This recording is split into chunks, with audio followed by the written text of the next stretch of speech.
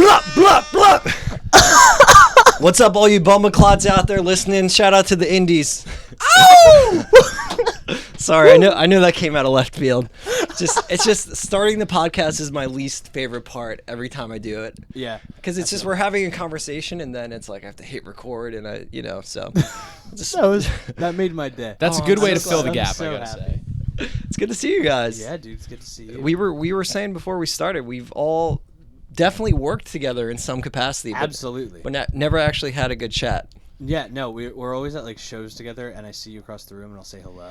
And Yeah. I've always probably the extent of it. Yeah, and like we've played with each other's bands too. Yeah. Like in passing, you've worked with Have a Good Season, which is a Mayflower band as well. Exactly. Which is, you know what I mean? It's a great thing. All full circle. Glad to be here. Yeah, hell yeah. So we're with Eoin and Alex from Mayflower Collective. Yo. Who just recently kind of did a rebranding, right? Yes. For like the second or third time. It's hard with words because I ran into this with Choke Artists too. I started saying it was a collective, and I feel like it might have started even similarly to how you guys started, where it was just bands that were all friends, right, running shows and just on the same page, and then it's hard to define it over time. So how did you guys get your start doing everything? We had a pretty interesting start. I think the main thing about Mayflower to keep in mind is that it all happened really gradually and really naturally. There was never really a point where we forced anything to happen. So that's why it's taken us this long to pick something to do. We started in 2013 when we were all just out of high school. Still in high school. Some of us were still in high school. And it was just we were just on tour together, and we were just wow. We were meeting some cool bands on tour, and we were just we had some cool friends at home too.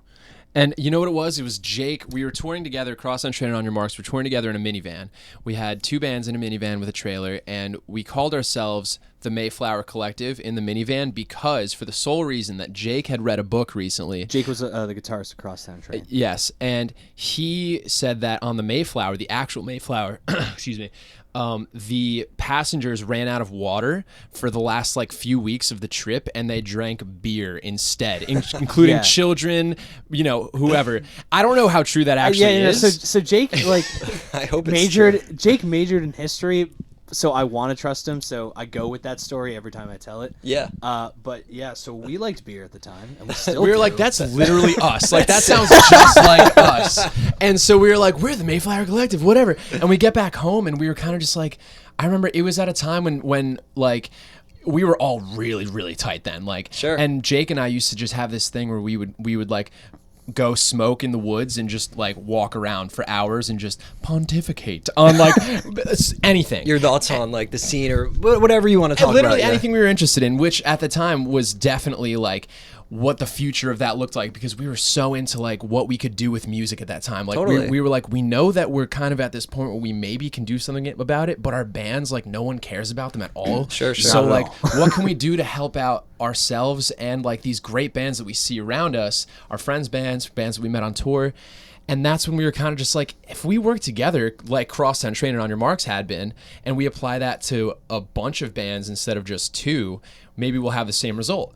And that's what we did. We just started booking shows together, putting out each other's music, coordinating with release dates, doing splits. That's awesome. Yeah. That's how you definitely build it up, just people working hand in hand on the same page. Yeah. And it's cool that you were saying you got inspired on tour, because I feel going on tour, every time I go, it's I see something that makes me, that moves me to do shit, when I get back. You see a cool space or just meet a cool fucking person and have a good conversation, and it's oh, that's why I want to do this all the time. So...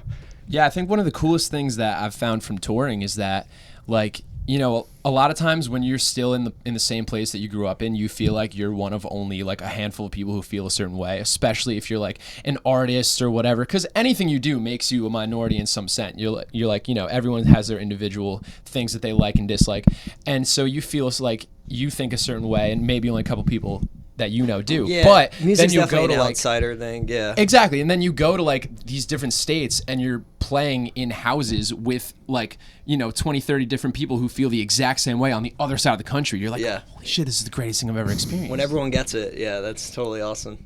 That's sick. And so at this point, it's kind of just been running shows in like out of college, right? I mean, out of high school, and that's also like the best time to start to do something because if you're right out of high school, you seem like the coolest kids to kids in high school. Yeah, Depends on your high school. Yeah, it does. Yeah, but like those kids need to be engaged with like something outside of school that's fucking cool and like constructive to a sense, like a music scene. Yeah, I mean, I thought we were cool. The kids in my high school didn't know anything about what we did, but I thought we were cool. They had no idea. Really?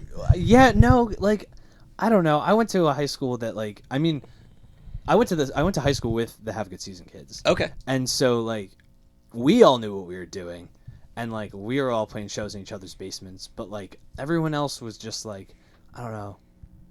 It sounds pretty like lame, but like everyone was just like doing sports and stuff, and that's kind of was the same with my school. And like we had like literally the only bands in my school. I was in a really small school, whereas they were in a really big school. So it was like the only bands that we knew in our school were us. Yeah. So we like collaborated with them instead of collaborating with other people in our school. Yeah, our high schools were like down the street from each other. So like where we're at in Jersey.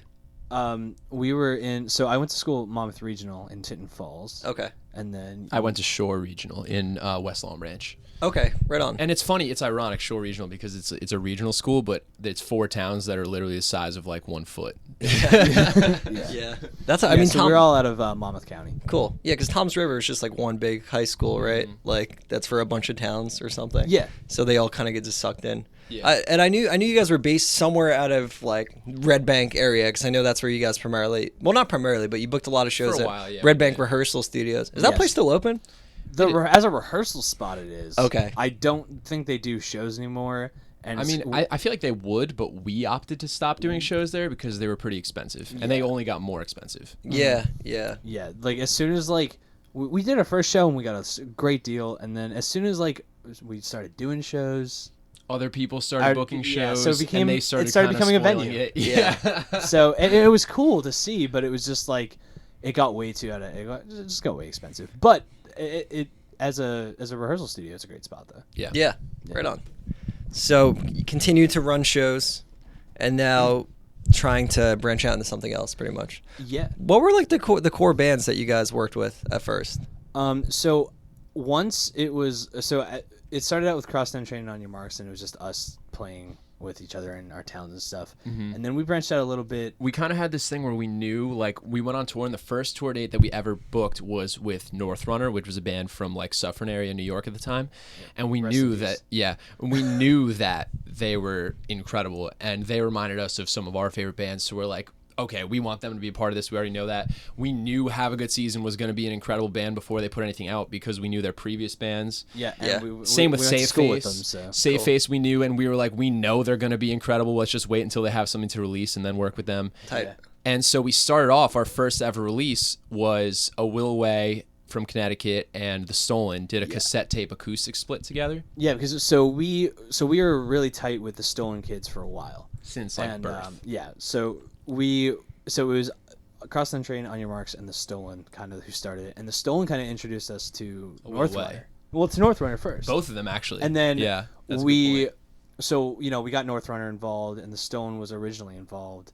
And then they introduced us to Will Away because Will Away got stranded in like New Jersey one year, and they reached out to The Stolen, and so that's how they met. And then they came down one time, and we met them, and we vibed, I guess. Right? Yeah, it was a cool thing because like The Stolen had the connects with them. They were just doing show trades with like whoever they could. Sure. And it just happened to be like a couple really great bands. And so like we would connect with them, and we were starting to do this thing where we were all collaborating. So we're like, why don't you guys, we can keep doing show trades and we can put out music with each other so that we have something to provide for your friends back home and for our friends here. Yeah. I didn't realize you guys were releasing music too, actually. Yeah, so we did that for a while, actually. The weird thing about Mayflower is and up until like literally this past relaunch that just happened, we didn't know what we were. Sure. And it's always ambiguous. We didn't want to label ourselves at first because we were just like, we're just going to do everything. Yeah, we're just going to help each other out. So we kind of started acting kind of as like our very own like small little label. Yeah. Cool. Our first release, it was like a split with The Stolen and a Will Away, and it was just like an acoustic cassette, and it was really cool. Yeah. And we would put out our own music as well. So it started out like that. Yeah, we did like a bunch of the On Your Marks and Crosstown Train stuff, if not all of it. I think we did all of it, except for On Your Marks did one collab with Why Bother Records, which was one thing, but still was a collab. Yeah, so it wasn't even, shout out John Baisley, but like, we did North Runner stuff. We did, just some special stuff, collabs and whatnot. We worked with Head North on one of their records, although it wasn't, that was another collab. They had giant MKT behind them at the time. But like those joint releases too help too, because absolutely. We'll cross promote and everything. And we did fun stuff too, like we did Christmas records and stuff like that. Yeah, cool. So there's a lot of digital releases as well. And the Mayflower sessions as well was another thing where we were doing live acoustic sessions in outdoor spots and whatnot. We did so many things.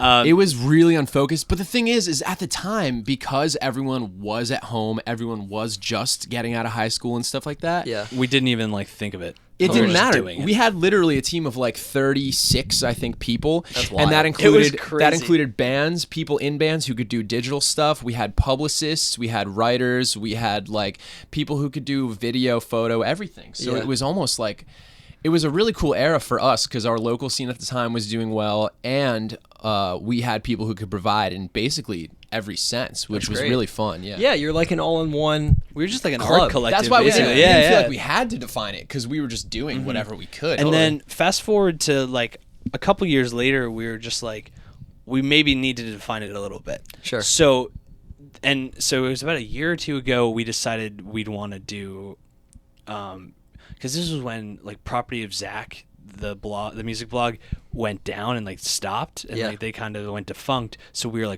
we should try doing that. So we decided to turn into we made a new website, and we were posting news and doing exclusive interviews and stuff with artists. And so we tried to take that route for a little bit while still doing everything that we were doing, Mayflower sessions and all that. But we were kind of trying to run a news site. In theory, if all the wheels are turning at the same time, it could work really well. Right. To get all the wheels turning at the same time. And that was the issue, so that was our first attempt to really kind of hone in what we wanted to be. Yeah. And after, we just didn't have the manpower to really do it. Sure. It was only a couple of us, and we had some great writers and some great people doing the interviews and stuff for us. Cool. But it was, at the end of the day, it just kind of ended up no one needed the news because the news was just on Twitter. You know what I mean? So it was we were just another local blog. It just wasn't working because it's like an uphill battle with social media too. Yeah, because targeted ads and your views getting boshed. And right. the things that everyone in a band or collective or anyone who promotes something on Facebook deals with. Yeah, exactly. Absolutely. Everything gets lost. Exactly. Yeah. But the one good thing that we did get out of that attempt, that era, was that we recruited Connor Meany. Connor Meany. Because he was the blog guy, Nice. So we were all right, let's have him on the team, and he'll kind of focus on that. And even though that didn't work, now it's kind of evolved into this thing where he's an integral part of the team, Oh, yeah. It's awesome. Yeah. So now you're focusing more just on press stuff. Yes. So, with all that said, we were trying to figure out what we were and whatever, and we were always doing press and kind of managing each other's bands. Mm-hmm. So it wasn't until we decided, hey, let's just do press. We already do it ourselves anyway, and this is all what we've been doing at our other jobs and stuff. So let's do press. Let's help manage each other like we do.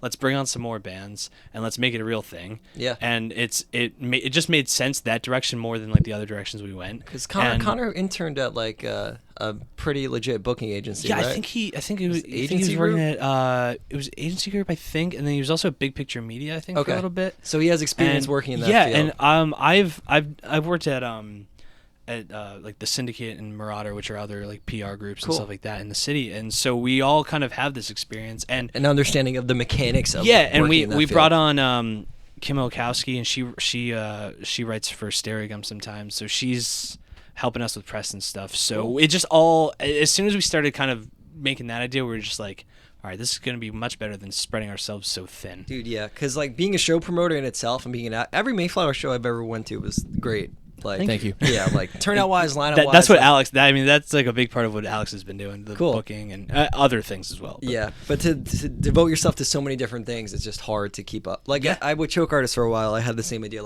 The site will be all in one, music reviews, and then you go to the merch store, but it's I can't have a music review and it's saying this album sucks, and then it's like, oh, buy these albums. And like if it's Yeah. like a business or it's barely a business, but like if I'm trying to like get people to be into it, and I'm like having opinions that people might not like in Yeah. print, I feel like it can be fucked up. Podcasts, for some reason, I feel like you can get away with saying a little more, or like it's a little more loose. Yeah, I mean, it's a little bit more I think there's conversational. some sort of different thing to it being like a tangible thing that you can see, like written. You know what I mean? Because Yeah. when it's also spoken, you hear the influx in the Inflections. voice and stuff Totally. like that. Yeah. But one thing that I have to say that I love about Choke Artists is that you guys do vinyl, and I think that's really cool and super badass because that's a high risk game. Yeah. Oh, dude, I know. I definitely learned, like, especially when, like, and the first 2 years, I think this came up on, like, a recent podcast, but I'll talk about it real quick. Like, the first 2 years I was doing it, I lost so much money. Like,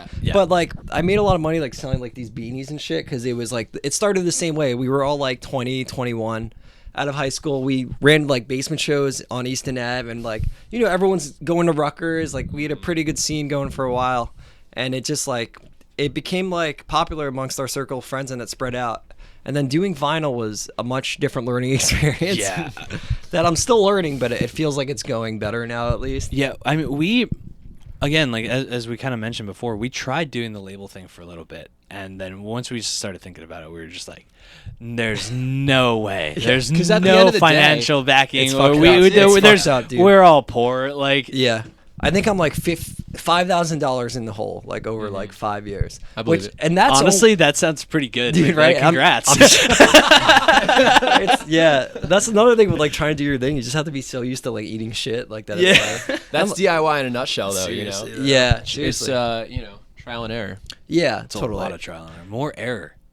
Yeah, A lot of error. Yeah, it's definitely an uphill battle, but But it's that's like, also it's the fun in it. fulfilling. Yeah, Mhm. exactly. It's like, what else would we? I don't know what else I would do. Like, so I do this shit. you know? Absolutely. And for us, it's kind of been like, you know, at the bottom line, like if you strip away everything that, you know, we've tried to do or have done or whatever, the main thing that we've always just been aiming for is to help the bands that we would like to succeed, who we feel like are really giving it their all and should deserve like an extra push. Your hearts are in it, which like a lot of times when it becomes a numbers game, like higher up, like with bigger booking agents, it's like, no, yeah. we have to pay for our overhead. We're gonna do what's gonna make more Oh, money. yeah. Absolutely. Oh yeah. And you know, I'm all three of us have seen that firsthand, I'm sure, many times. But like that's why we've decided to go with what we do now as well, the publicity and management, because right now at this very moment, this is what the bands that we're going to work with need. Sure. Yeah. You guys have been around the block a few times too. Like, I mean, you've been through scenes like running. You've literally done everything.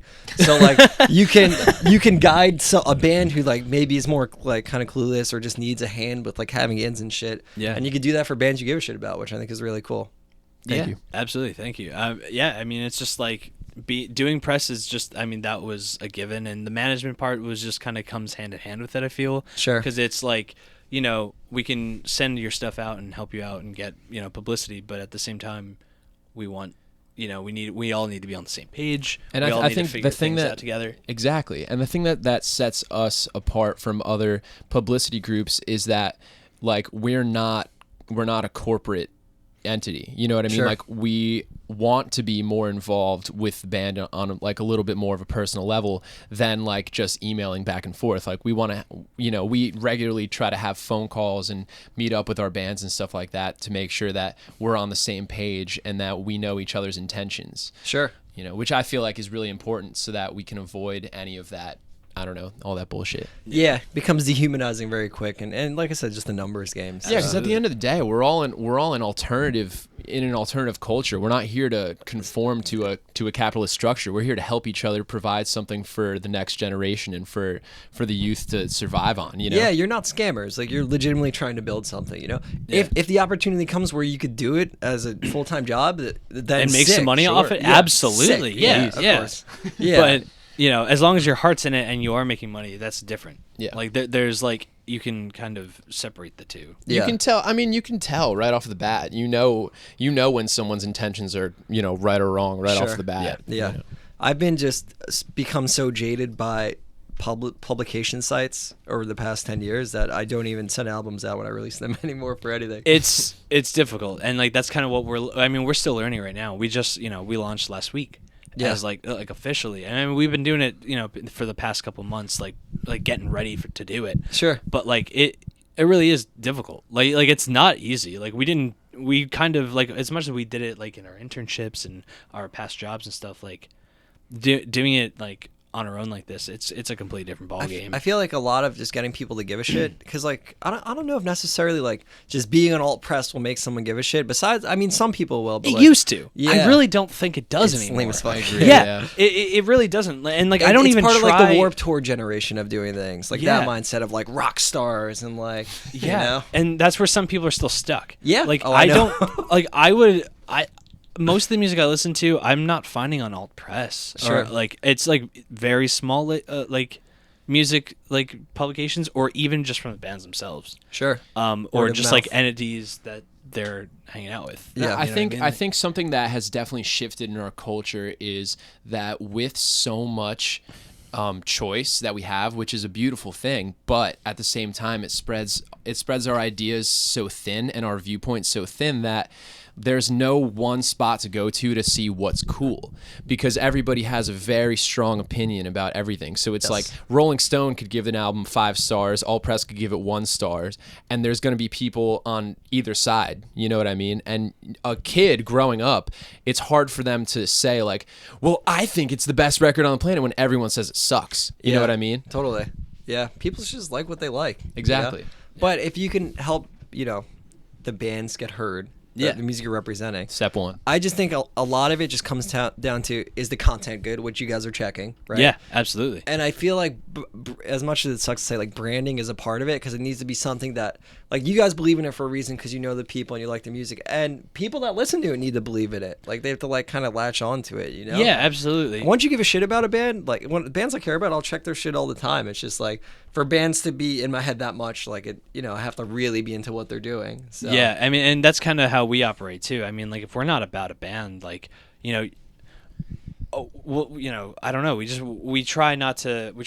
only try to work with bands that we're like really digging, because like if we don't have our heart in it, then like I just don't feel that there's any. And another thing is, it's not even point. it's not even just bands that we like. It's bands that like we know are like touring and are really kicking ass. All the you wheels know what I have to mean? be turning. Totally. Exactly, Yeah, because yeah. we're only a little push. You know what I mean? Yeah. We're just one extra little thing for them to do what we can do to help. But Yeah, like, if you're not on the road, like we can't do too much for No, you. yeah, Exactly. no, it'd be a waste of time. And yeah, I mean, and like there's some exemptions. Like I mean, like sure, there always are. yeah, absolutely. But for the most part, like that's kind of what we look for, Sure. and that's how we. That's just the market we're in. I Yeah, mean, like, yeah. if the people that we can promote to need to see a band on tour, Yeah. and that's really the It's bottom alternative line. That's Yeah. what it's about, is like liking the music. and I going to a wish show, I could promote like Yeah. 30 more bands, but we just can't, because they're not doing that kind of stuff. Sure. Yeah. And I mean, like, it's different for certain genres. Like rap, you can have a cool music video and a cool mixtape, and like blow like Chance the Rapper, or like they don't need to be touring as much. And there's Sure. there's examples for like rock or alternative bands where it does happen, like they get discovered and then like a major label picks them up and like pumps them out, and they're good, so people love them, but it's so few and far between now. Exactly. You know, so it's true, like all the wheels have to be turning, and the bands that you work with have to get that, like, oh, this isn't you made it, congratulations, you're gonna make it. Anyone who says make it now in 2018 God, just needs to fuck off, because they don't get it. No one's ever made it. Yeah, seriously. Everyone dies still. Like, what's the Nah. fucking... Yeah, I don't know. So, but, like, dude, if you rewind, like, 16 years, it was like that. Like, Yeah, It really was. wild. It's crazy how much like things have changed. I mean, like, and like I'm only like 22, so like I don't even know how much has changed, because like I don't remember, but like you can still tell. Absolutely. Like, Yeah. Absolutely. It's so different. It's different from 2 years ago. Yeah, it's changing so It's different from rapidly. last Fast year. paced, Yeah. You know what I mean? Like it's and every in couple another months. year, it's going to be different again. Yeah. you Yeah, know? it's just all these new mediums and platforms online, like It's gonna- streaming sites and stuff. Yeah, it's gonna be a completely different scene by the end of the year. My You know what I hope, mean? though- Like it always changes. My hope is that somehow we can figure out a way for artists to get paid a little bit more on streaming, because I think it's highway fucking robbery. Sure. I mean, as far as Spotify, right? Yeah. What's the like percentage? Do you guys know? Not off the I don't top of my You remember. get like head. a No. cent, for a fraction of a cent for I- every play. A fraction. Think so. Like every time I've checked It's my only own after Spotify, you pass it's a like certain a couple amount too. cents. It's only after you pass a certain amount. It's like, oh god, I don't remember the actual numbers, but it's like, this is just a bullshit example. Do not quote me, but it's like, if you get 1 million plays, you'll get like $7,000 from that. You know what I mean? Sure. Something like that. Yeah, it's fucked up. You know what I mean? I fuck with Bandcamp so heavily, and I wish more people would, and I think people do. Especially like I think it's one of the most popular for like for the alternatives. yeah, like people that would hear this most likely do it, but I just wish it was like common, like as far as being super accessible for. I mean, it is accessible as far as people using it. Yeah, Like you know major what's artists interesting? went on it. So I work at this place called Hip Video Promo, and I write like one sheets for artists that are kind of just trying to, we're a music video promotion company, and I recently did a one sheet for this artist called Car Seat Headrest, and I've heard they- that or played. they're definitely like a bigger band. Well, the I've thing heard is of them, they. yeah. So I always knew the name, but I never knew anything about the artist. So I did a lot of research, and what I found was that this is why I bring it up because of Bandcamp, because this person was putting out independent music on Bandcamp, and he put out like 3 albums on Bandcamp, just like anyone that we know would. Sure. But it was the kind of thing where it was almost like one of those like. Not overnight, but overnight-ish things for one of his records. Sure. And that's where he got all of his notoriety. It was actually from Bandcamp. Cool. So I thought that was really cool because you always hear that from like, SoundCloud stars and stuff like that because it's just the hip-hop game or the EDM game, which is in a different state than, alternative rock yeah. is. But I thought that was really interesting and kind of inspiring to see because then you kind of see that, okay, maybe it is possible to have success from doing it on Bandcamp. But again, that's those 1 in a million things. It's harder. I feel like that band Beach Slang too, like Yeah. kind of got real big. Totally. It's hard for that to happen, and people should have other avenues they can go because there's bands that are working just as hard and are just as good. Yep. So it's cool that you guys are the extra push doing that. we try. Yeah. So did you get experience? Did you work at the Core for a bit? Yeah, I was a DJ there for a while, and then I was the head music director there. Listen to that voice. Oh, really? Yeah. I was there for like 2.5, 3 years actually. Really? But yeah, like 2011 to 13, I think. Oh, like see, that. I was a freshman, 2013. The fall of 2013 is when I was a freshman. Okay, yeah. So I joined like right around like the end of that year. I loved it though, man. I was like going to William Patterson and making the drive down. Like, Oh, to really? do, like, Yeah, I mean midnight show. that's the best part about that radio station. They'll take whoever. It's a community radio station, so anyone. You don't have to go to Rutgers. It's awesome. Really? I didn't Yeah. know that. Yeah, at all. No, pretty yeah, neat. it's really anyone. cool. There's a lot of people that are just there. There's a couple of guys that have been doing it for like 15 years. Wow. Yeah. Yeah, they're on like their like 30th like semester, something like wild. that. It's Super, just super crazy. seniors. Yeah. Are Steve and Mindy still there? Yeah, Steven, they're still spearheading it. That's the so whole cool. thing. Yeah. Yeah. But yeah, I was head music director for a year, and so I was on music staff for like 2 years. Cool. 2 or 3 years actually. Do you feel like you learned, like you got experience like for stuff like this? Yeah, no, I would say that the only reason I'm like doing what I'm doing, like and more like the direction I am going career wise, like other than like Mayflower, is because of the radio station. Totally. Because if I wasn't like head music director there, and working with promoters, the promoters that send the music in all the time, I wouldn't know about half the press companies. Yeah. And then from there, like all my internships were because of who I met through the radio station. Yeah, you were at the Core and you had like some experience doing Yeah. that, and you at least understood how that stuff. Yeah, got so sent in. like I was like a radio intern at the Syndicate for a bit, cool. and then that's like I got some really cool opportunities through that, and like got really just enthralled in like the whole like marketing aspect of everything. Sure. And, Because college radio is kind of baffling to me too, actually. that is a whole different ballgame. Yeah. It is crazy. I still barely understand. Because they have awards for it and stuff, and like Mhm. you can chart if you submit it to like certain things, and like Yeah, and that whole charting system like blew up like last year, like completely. Everything just got destroyed, and they started a new one. Really? Because it used to be CMJ, the Yeah, charting. yes, who did those shows? Do they still do those shows? They don't, because CMJ doesn't exist anymore. Oh wow. Yeah, Okay. like last year it just disappeared. There was like one person working in the office by Yeah. the end of the last year, and then they started some other charts started popping up, and so it's just I haven't been in college radio in almost a year, so I don't know where they stand now, but it was going through a little bit of a change when I was there. Yeah, it probably still is. at Yeah, this and it point. probably still is because it's going to take a while. Yeah. From that like industry standard of what it was. We would get CDs who were on like publicists. I mean, like coming through press companies, and some of them were like objectively bad. Like, dude, like Yeah. some shit that got sent in, I did a lot of it was good. Like I learned about a lot of cool music and stuff I would have normally listened to through working at the core. It was awesome. But like sometimes like you would just get like really like bedroom. There is some really bad stuff, and I think like the do those reason artists? why. Well, go on. Sorry. Well, no. So I'm just saying that I think the reason why you get a lot of crappy stuff too is because there's a lot of companies out there that are just taking your money. So it's like That's a what I lot was of gonna these, say. yeah, Yep. and a lot of these bands are just like, okay, we're just gonna spend a grand or two on this small like 6-week campaign Sure. for radio, and you're just gonna, and all they do is mail the CDs out, and that's it. They're not Yeah. putting any effort into it. Not a lot of them anyway. Yeah. And some companies take on way too many artists. Absolutely. They focus on one or two of them, and the rest they just, oh, by the way, here's this record, spin it, we don't care. Yeah. And that's what I experienced a lot. And That's so there's a crazy. lot of like objectively, and, some people might think it's good, but objectively bad music that is like flowing in. Yeah.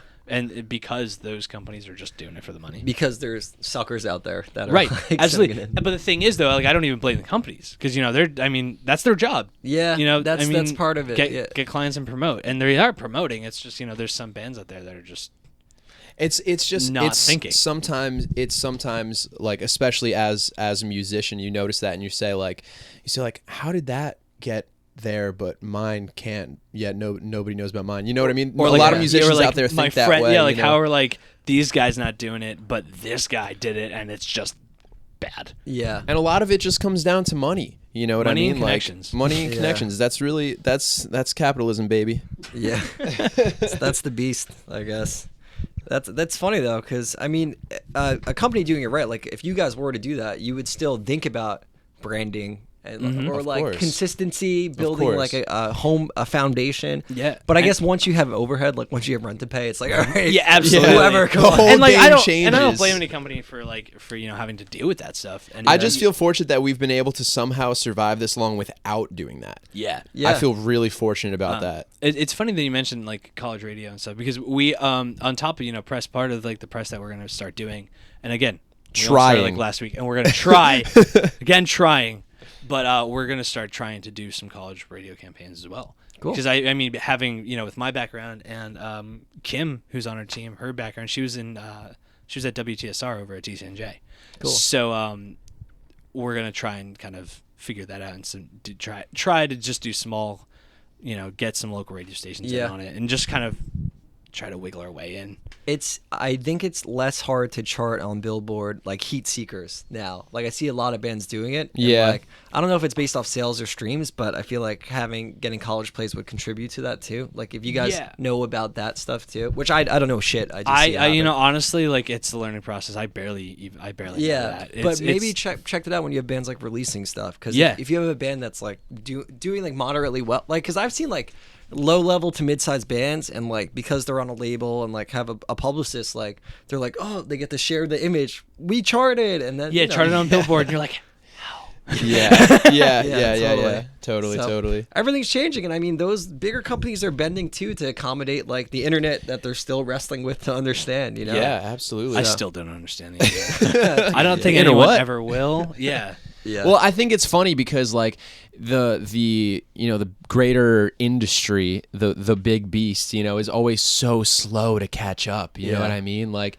it's funny how long it really takes. Well, because they have the most money, so they have the most power. So they're like, no, you do our way, and then people fucking decide. They with milk that shit their like clicks. udders for as long as they can. Yeah, they're slow, and people decide with what the sites they do use and the ways they do listen to music and the things they do click. Like that's what really affects it. Then the industry's like, oh, we're missing out on all this money over here, and then they go And they over capitalize there. on something that's already doing its own functionality. Yeah, they and- suck the yeah, blood out of exactly. that. It takes a few suckers to kind of bite on to what they're doing, and, So true. it's hard. Like and everyone's different. Like I don't blame a band. I went to this a show 2 summers ago, and it was just such bullshit that I actually started writing about why it was bullshit, and then I stopped. But it was promoted by Artery Global, a Yeah. big Yeah, metal gotcha. booking Yeah, agency. yeah. And I met the guy who was booking the tour for there's 3 bands there. It was like all gent metal bands from the internet.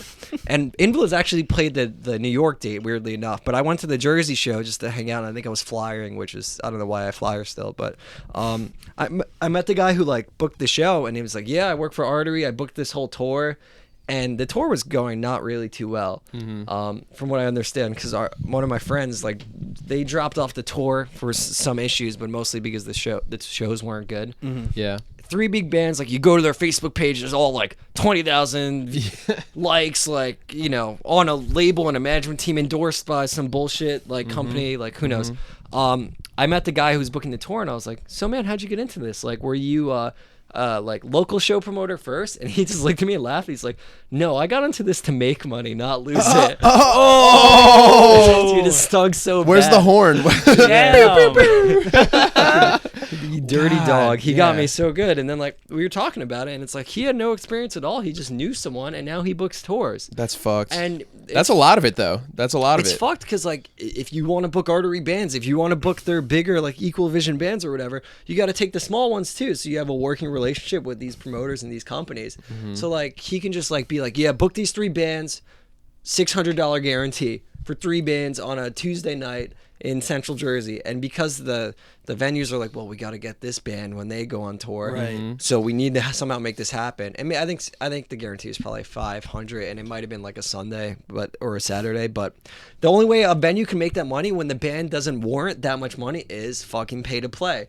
And then you get into that whole dirty game. Starts that cycle. Yeah, because the venue's like, we have to can't make this afford guarantee. this without Yeah. And it's funny because, like, as like a local band, like, I used to absolutely fucking hate venues that did that, but like now, like at this age, like, I don't know, maybe I'm just like an old adult, but like I get it. Like I mean I hate the idea, but at least I now understand why they were doing it. Sure.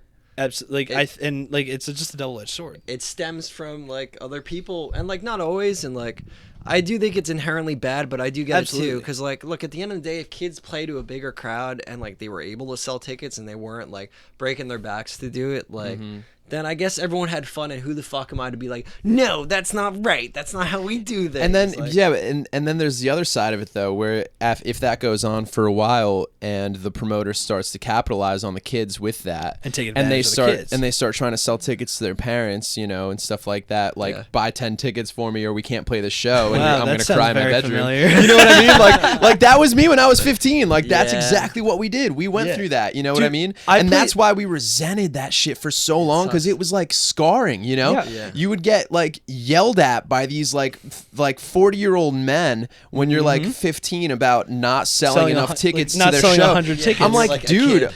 I don't know what the fuck I'm doing. I'm here to have fun. Yeah. Dude, But I learned at guitar yesterday. Like, I don't. yeah, like, I'm not gonna be good, like, and so, like, yeah, I don't know, there's always the two sides to it, you know. There's a reason why that started, and then there's also people who started exploiting it. Yeah, But totally. that's also why it had to change, and that's why we started putting on basement shows in New Exactly. Jersey, There's you a know? reason why you guys are doing what you're doing now. It's 'cause there's you a- realize quickly that it was bullshit. Yeah, and there's a reason why this all exists. You Yeah. know, like, it's not just us; it's everyone's killing it. You know, Yeah. everyone's trying Yeah. to try to get through. And the interesting thing in music is that there is no one way for anything to pop off. As far as like a new artist, there's no one way. There's endless different ways that it happens. You always hear of a new story of how someone got where they are, and it's really fascinating because of that. it sparks new ideas. Yeah, I feel like our way is the most genuine, and that's because I'm here. There's some guy that's like, no, it's about selling fucking tickets. Yeah. In the same token, like, our way of doing DIY is like slightly different than what DIY was in the 80s, slightly different than what it was in the 90s, slightly Totally. different. You know what I mean? It's always slightly different than what it is in fucking Minnesota. You know what I mean? Totally. Like, there's always like, different.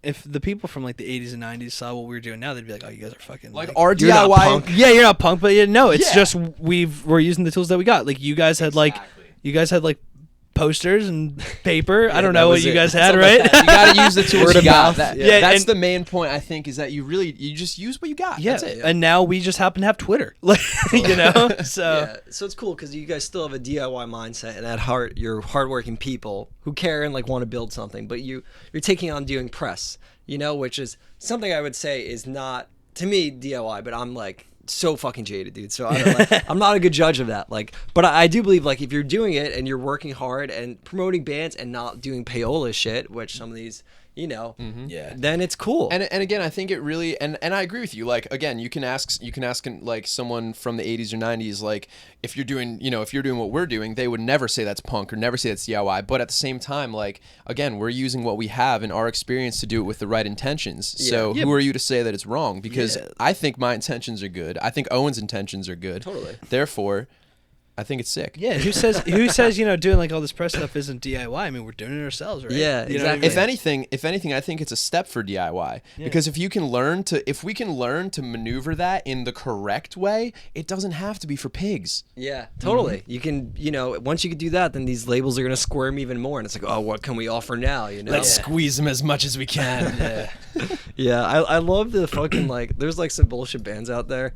And, so, I mean, that is such an umbrella statement. But, like, I know bands that just, like, play on Ellen. Like, I know people who, this guy I know, he's in a band that plays on Ellen and, like, just like is in regularly? that circuit. Like, I'm, like, playing on, like, daytime TV Okay, shows. yeah, And, okay, like, like, opening for the Jonas Brothers one night. And, like, just, like, kids. Just, like, 13-year-old kids, like girls at the shows and kids. stuff. yeah, like Young I mean, kids, not they're stupid. They're not stupid. They're young. We were those I mean, I was kids. gonna agree with you, and I felt like I was being too hasty. With Right. No, No. I mean, like we were those kids. we were stupid. Totally. But it's you're I mean, I was stupid stupid, because you're stupid at 13 because you don't learn know quick. anything. That's true. But you learn. Yeah. It's not like, oh, these guys are stupid because they're just stupid. Yeah, You're stupid because yeah. you just don't know any better. Yeah.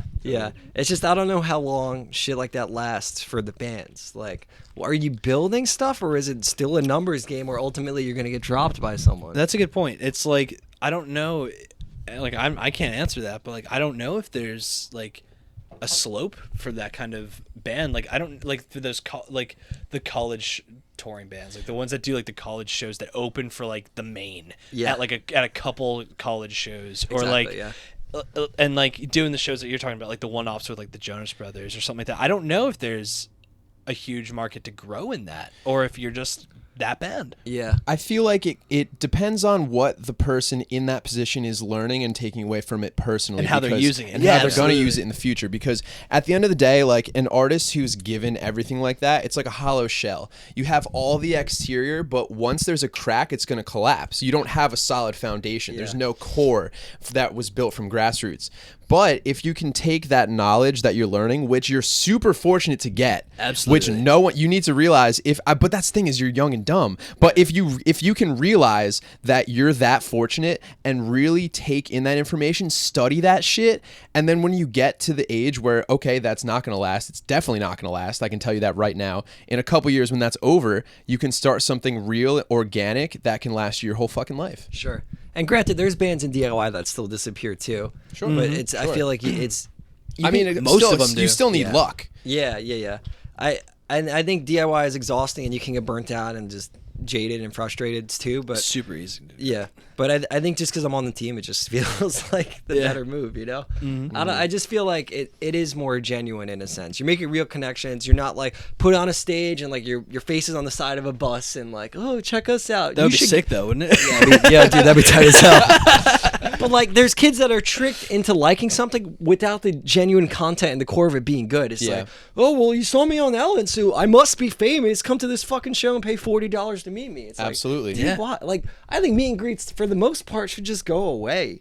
Like in this 2018. Yeah, well, I mean, like, if yes and no, because I mean, like, if you're a real fan and you want to do that and you want to get some perks and sometimes there's some cool things with it, I absolutely think that they should exist. That's true, because again, I think But- it does come down to the intention. Yeah. Because there are people that do like that would mean a lot to them. Like these And are it's cool not to short tools those that just people. get exploited. But I absolutely agree with you where it's definitely exploited sometimes. A lot of the Absolutely. time. Yeah. And There's most of the time too. There's this Christian ska band called Five Iron Frenzy, and they were Nice big in the big days of like Christian ska. Big ups. But they did a Kickstarter when they reunited, and they raised like $500,000. Holy shit. And one of the rewards was like pay $3,000 and you could come to Denver for the day and hang out with our saxophone player.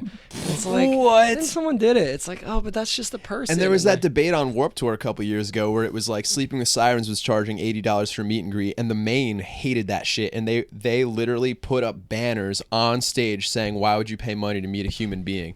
That was like a war. That's pretty cool. Wait, what happened? There was a band that did this super recently that pay $150 per tour, for whatever day like you want to go to, and you can be our roadie for the day. Do you remember what band that was? Oh yeah, that was recent. It was a metal band. Yeah. I want to say Suicide Silence. I think it was. Yeah, I think it was like Suicide Silence. I guess don't quote us on like the name, but it was Or one of the those. It was a metalish band. Yeah, but it was like $150. You get a lanyard. You get to Carry our fucking shit. carry our shit, and like you get to eat lunch with us or something. Yeah. And like that was me. But you That's pay pretty funny. $150 for it. You get a shirt. That sounds like a fucking Hard Times article. That's I definitely thought it being was, but exploited. it was completely real, and that shit is not cool. Yeah, yeah. And Because there's the actual roadies that are like making a living off of it that have to deal with these fucking kids. we're getting outsourced. I didn't even think about them. That sucks. There's like actual roadies that are actually doing shit, and then you got this 13-year-old girl like with a fucking shirt and a lanyard, like Yeah, here to help. yeah. Yeah, I mean, I don't know. It.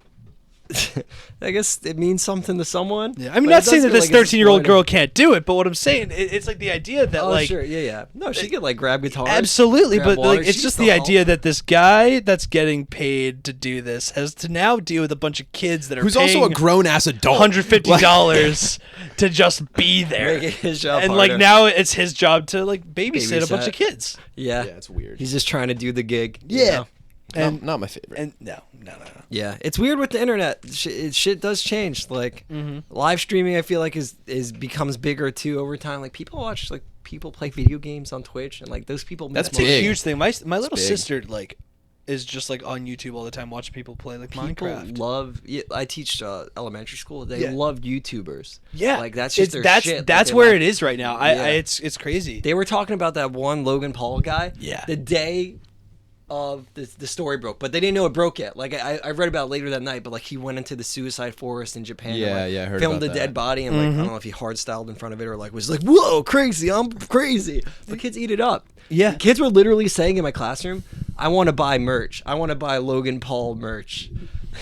No, Like they just want to be like, they just latch on to like brand. Like that guy probably brands well. He's a YouTuber. it's and, like, crazy how yeah. much of like the YouTube business, how the YouTubers has become a business. Like I remember like when I was growing up, I was into like a bunch of YouTube like vloggers and stuff like that, but it wasn't a viable career at that point. Now it's like a business. Yeah. If you are like a successful And It's and an it's identity. just like anything Yeah. else, exactly like you were about to say. Like there's going to be people who take advantage of it, you know? Yeah. absolutely. Yeah, making their money, I guess, when they can. That's the capitalism that you That's were it, coming back to it. They asked me, do you know Logan Paul? And I was like, is that an X-Men?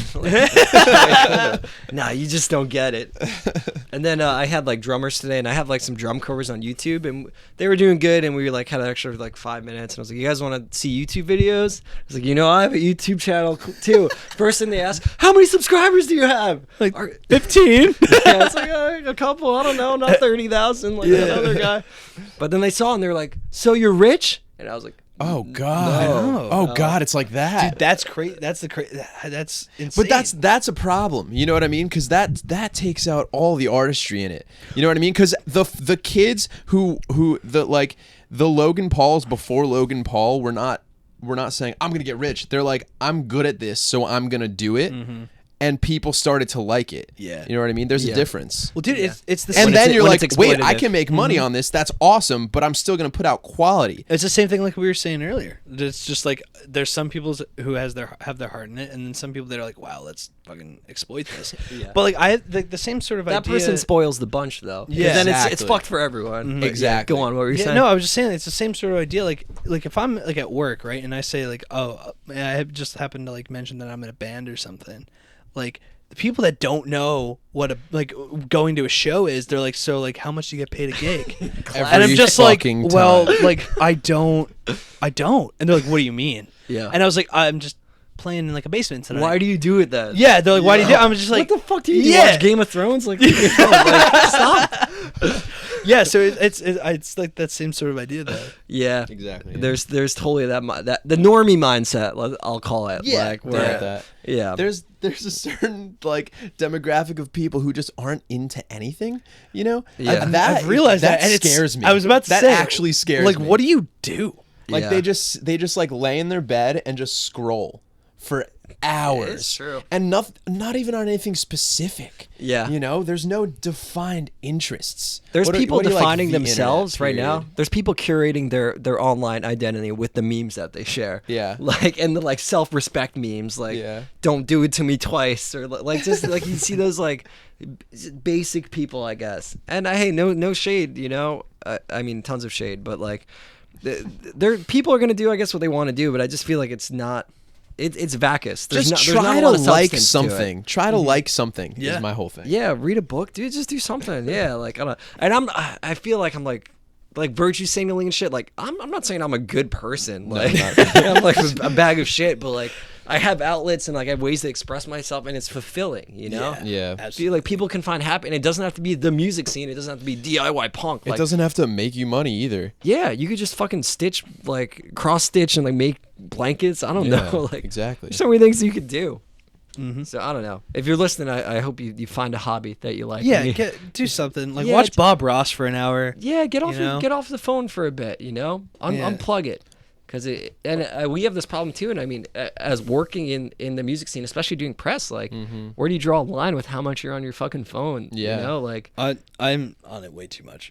and We that's- all are. It sucks because you kind of have to We be, all are. though. Because Yeah, it's absolutely. funny because like like I'll be out and like it looks like, or I'll even be at work and it looks like I'm just being an asshole texting someone, but I don't text many people. Like I'm on like Twitter, like or like writing an email or like You have to trying have your ear publish to the something. ground. Yeah, you Yeah. have to have an ear to the ground. for- And it's for like this stuff I'm to not go. like saying like, hey, what are you doing? Yeah. What's up? Like I might be to someone, but like I'm not just like, hey, what's up? Like I'm like on Maybe Twitter, to like me. what's this next band? Yeah, I might be talking to Alex. Hey, what are you doing hey, right now? hey, how are you? What are you wearing? But like other than that, it's just like I'm on like, all right, what's this band doing? Or what is everyone doing? Or what can I be doing right now? Sure.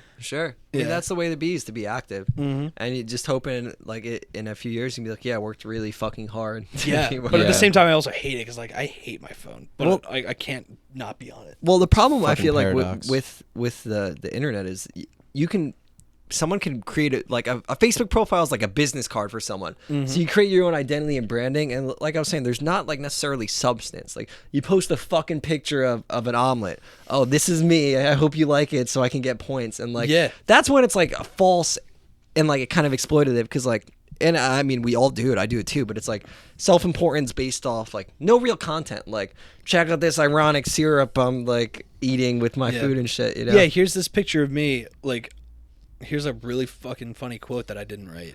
Yeah. Yeah. It's you know, and It's it's dicey. really just for that, like, that momentary instant gratification, which you know what, it makes you feel good and stuff like that. It's dopamine drip, like Yeah, the likes. yeah. exactly. And I'm a fucking narcissist too. Like, But Absolutely. that's the No, thing is we though. That's all the thing are is now. we're now addicted to that dopamine fix. You know what I mean? We can't stop. yeah. You know, it's an interesting culture that we're living in right now. We're all part of it too. We can't even try to stop it if we wanted to. And it doesn't end really. No. Like there's no. We're like, only at the beginning. Yeah. This shit just started. Yeah. That's the worst part, or the best part. Who knows? Yeah. Maybe it could be cool again. Maybe it'll come full circle. You know what? Yeah. And here's what we come back to. Let's just hope that we don't exploit it too much. Yeah. Yeah, absolutely. Well That's said. fair. That's fair. So Mayflower Collective, right? Check them out on Twitter, Instagram. Yeah, mostly Twitter. That's where Facebook is such a scam. Instagram too It's is bad. getting better. Yeah. Facebook videos do better, like in general. Yeah, and we like a little insider info. We tried posting like boosting a video the other day, and like it didn't work because it had a little bit of text in the video. Oh, that's bullshit. And that's where the scam comes in. You're like, all right, I'm gonna spend $10 and like try to post this on Facebook or something, Yeah. just for people to see, because you know as well as like I do, you have 1,000 likes on Facebook or some, like 3 people see that post. Yeah. And so you want 10 people to see that post, you pay $5, and then you have a text or two, like a logo in your video, and now it's like, oh no, you can't do that. The parameters are Yeah, extremely so, strict. I'm curious as to who set those. You ever heard of Mark Zuckerberg? Talks by the Zuck. I have this yeah. movie for you. It's called The Social Network. Good No, flick. but yeah, so Twitter and Instagram are definitely spots to find us. Yeah, totally. And we do have our new website too, mayflowercollective.com. Oh, right on. What's on the site? Like bios? Yeah, we have bios for all the bands. We Yeah. have up-to-date news for when we have press going for the bands and whatnot. We have all the bands' socials and links to their music, their music videos. The cool thing about the roster page is like that kind of acts as like their quote unquote like EPK, kind of all their news and stuff. So Sure. it's like you go to like Have a Good Season, or if you go to any of the other bands, you're gonna see their bio, their recent news, where you can find their where they were published, Tight. pictures, the Spotify Music current video, videos, yeah. stuff Yeah. like that. So it's like another spot for them to post as Cool. well. Right on. And then on the site we actually finally have a merch store as well. So Cool. we got shirts and pins. Yeah. I'm gonna Hoodies pick one one up. day. Oh, dude. Hoodies one day. Dot. Let's leave it at that. I We can't- posted about our merch today, and the first comments were like, hoodies. We've had hoodies as like They're expensive to make. they It's are, like but we 15, only did 16 so before for the print. past couple years. We've been doing hoodies just for the bands, just because we were just like a gang. Cool. And That was our initial intent. We're like, let's just, yeah, we're just gonna be a gang. Squad up. And yeah, just a big squad. And like now it's like turned to everyone wants the hoodies, and they're just so expensive to make. Yeah, dude. I mean, we might be able to print them here. Yo, let's we hit your little print shop down Choke the hall. Artist Mayflower Collab 2018. Yo, I'm down. We've done some sweatshirt prints just as a test, and they actually came out. Yeah? So I mean, we'll talk about that off the pod, but Yeah. yo, you guys have to help me have a good season like on the road. We've been All right, trying so- for like, so when long. I said earlier that there's some exemptions to bands on the road, you got to be touring. It's Have a Good Season. Yeah. They just they're all in school and they're all good. They're too good of kids. And, Yeah. I but feel it. I saw someone emailed me from Germany today, like, "Hi, I don't have a credit card. I have PayPal. I want to buy a Have a Good Season record." And I believe it, dude. Yeah, They're dude, so okay. good. they would kill it on the road. Yeah. So yeah, let's fucking team up. There's been Let's so many fucking get them times on the road. Yeah, because we can I'm totally help like them book it. technically the Yeah. booking branch or whatever, and there's been so many times where I've been like, "Yo, Dan, I'll book it for you. I'll do it all. Just Yeah. go." Like you don't even need to know until you leave for tour. Let us just take it. Let us do it. I'm coming with. Like, don't Yeah. even worry about We'll it. play for you. No, we. Yeah. But They're so good. Yeah. Even, One day. when Safe Face goes out, even if they did 3 dates or something, like Jersey, New York, Philly, Yeah. we gotta try to get them right out. now, we're Yeah. gonna work together on that. Yeah. Are you guys working with Safe Face too? So Safe Face have been with Mayflower for a while, and Tyler from Safe Face is one of the guys who really. He actually helped us with the website. He's A the best. lot. He basically Most of built our the website. our last website he built from scratch. He's Cool. an incredibly talented. So talented. Is that what he does for software work engineer. on the road? Yeah, he works for Pearson or something. Oh wow. Yeah, he's really good at what he does, and He's a workworkhorse, really. yeah, he's never not working, and so he's working with Mayflower a lot, on the side. And Safeface is and forever will be part of Mayflower for a while, but they got a lot of stuff coming up, and they're just building a new team. Sure. But we'll always be there when they need us. Totally. And that's what I always feel, regardless of where you are. Where your band goes, whether it's Safe Face, who are building a team right now and kind of getting to the next step and doing a full US every 2 weeks, or A Will Away, they're on Triple Crown now and they've got their old team. We're always gonna be there. Totally. So it's you're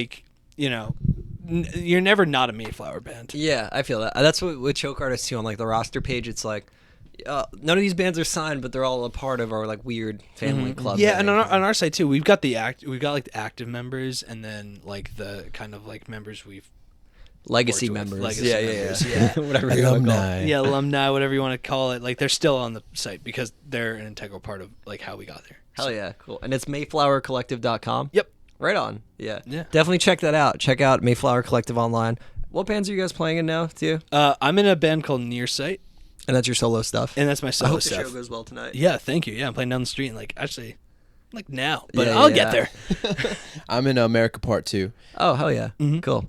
Check all that stuff out. Yeah, let's wrap it, guys. I got to get the band practice, too. Yep. But, dude, guys, thanks so much for doing this. Yeah, It was a lot thank you, of fun. man. This is fun. Hell yeah. Thanks, man. Scoot.